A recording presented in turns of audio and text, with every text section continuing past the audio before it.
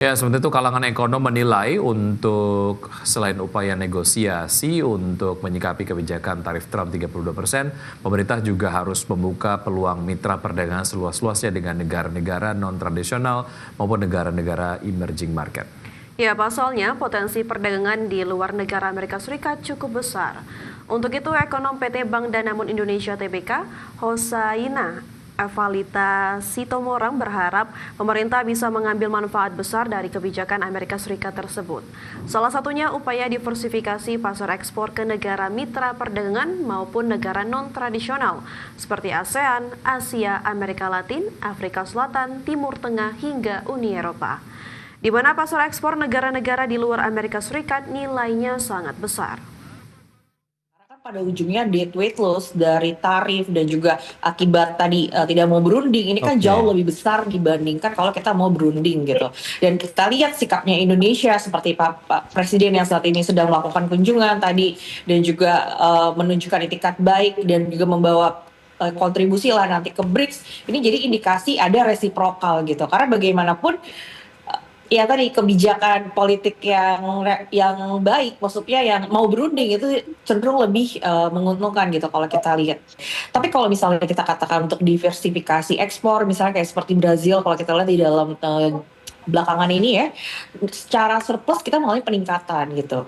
Dan juga tepat juga yang perlu juga dicermati selanjutnya nanti adalah bagaimana secara mekanisme. Karena di dalam perdagangan sendiri ada teori yang namanya gravitasi. Artinya kita melakukan partner dagang cenderung dari yang paling dekat sendiri gitu. Terima kasih Anda masih bergabung bersama kami. Pemirsa, kinerja penjualan eceran diperkirakan meningkat pada bulan Juni 2025. Berdasarkan hasil survei penjualan eceran Bank Indonesia, indeks penjualan real Juni 2025 diperkirakan tumbuh sebesar 2,0% year on year. Kinerja penjualan eceran diperkirakan meningkat pada Juni 2025. Hal ini tercermin dari survei penjualan eceran oleh Bank Indonesia terkait indeks penjualan real Juni 2025 diperkirakan tumbuh sebesar 2,0% secara tahunan atau mencapai level 233,7. Meski demikian, indeks penjualan real hanya naik tipis bila dibandingkan Mei 2025 yang tercatat 232,4 atau secara tahunan tumbuh sebesar 1,9%. Meningkatnya indeks penjualan real terutama bersumber dari kelompok bahan bakar kendaraan bermotor yang tumbuh 12,5% secara tahunan. Suku cadang dan aksesori tumbuh 1,8%, serta subkelompok sandang yang tumbuh 3,7% secara tahunan. Sementara kelompok peralatan informasi dan komunikasi dan perlengkapan rumah tangga lainnya masih terkontraksi masing-masing 19,5% dan 1,9%. Sementara itu secara bulanan, penjualan eceran pada Juni 2025 juga diperkirakan tumbuh sebesar 0,5% yang didorong oleh peningkatan penjualan di sebagian besar kelompok barang, terutama kelompok peralatan informasi dan komunikasi, bahan bakar kendaraan bermotor, serta barang budaya dan rekreasi. Jakarta, Tim Liputan IDX Channel.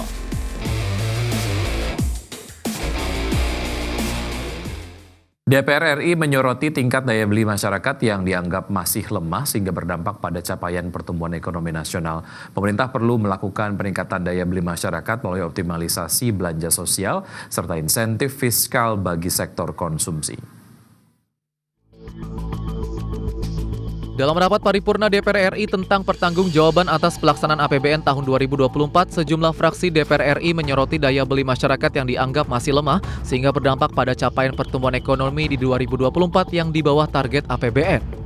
Anggota DPR dari fraksi Partai Amanat Nasional Widya Pratiwi menilai, pemerintah perlu melakukan peningkatan daya beli masyarakat setelah mengalami deflasi yang menunjukkan pelemahan konsumsi rumah tangga. Upaya tersebut bisa dilakukan melalui optimalisasi belanja sosial serta insentif fiskal bagi sektor konsumsi. Fraksi PAN memberikan apresiasi atas kondisi inflasi rendah sebesar 1,6% yang menandakan cukup berhasilnya pemerintah dalam menjaga stabilisasi harga. Walaupun hal itu juga dipengaruhi deflasi pada beberapa bulan yang menunjukkan melemahnya konsumsi rumah tangga. Untuk itu, pemerintah perlu meningkatkan daya beli melalui subsidi tepat sasaran, optimalisasi belanja sosial dan insentif fiskal bagi sektor konsumsi. Sementara itu, anggota fraksi Partai Kebangkitan Bangsa Indra Jaya menyebut pelemahan daya beli masyarakat perlu mendapatkan perhatian yang serius dari pemerintah karena sebagai penopang utama pertumbuhan ekonomi nasional. Indra Jaya menilai meski konsumsi rumah tangga pada 2024 tumbuh 4,94% secara tahunan, namun kurang impresif karena adanya bantuan sosial besar yang disalurkan oleh pemerintah. Harus menjadi perhatian serius, terutama terkait dengan penurunan daya beli masyarakat sebagai penopang utama pertumbuhan ekonomi Indonesia. Pengeluaran konsumsi rumah tangga menjadi kontributor utama dalam produk domestik bruto. Realisasi pertumbuhan ekonomi nasional sepanjang tahun 2024 sebesar 5,03%, capaian ini di bawah target dalam APBN yang ditetapkan sebesar 5,2%. Tim Liputan IDX Channel.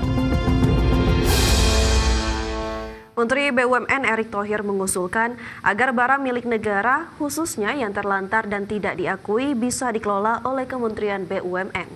Erick menilai barang milik negara yang terlantar berpotensi menambah pemasukan untuk negara.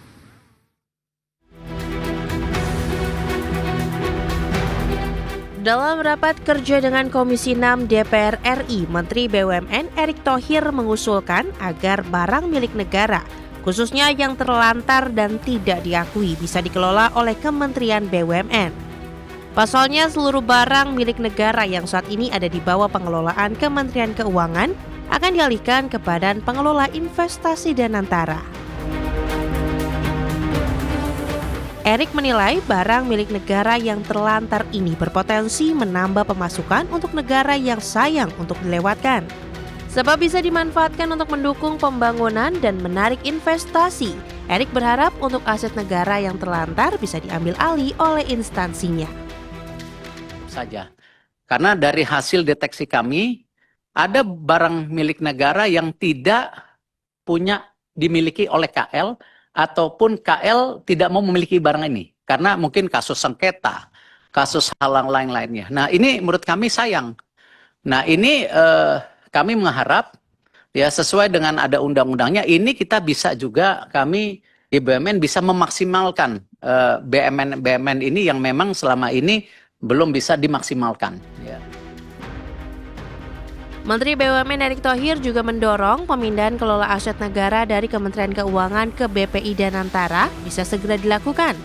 Hal ini untuk mencegah keraguan investor asing yang sudah berniat menjalin kerjasama dengan Danantara. Dari Jakarta, Tim Liputan IDX Channel.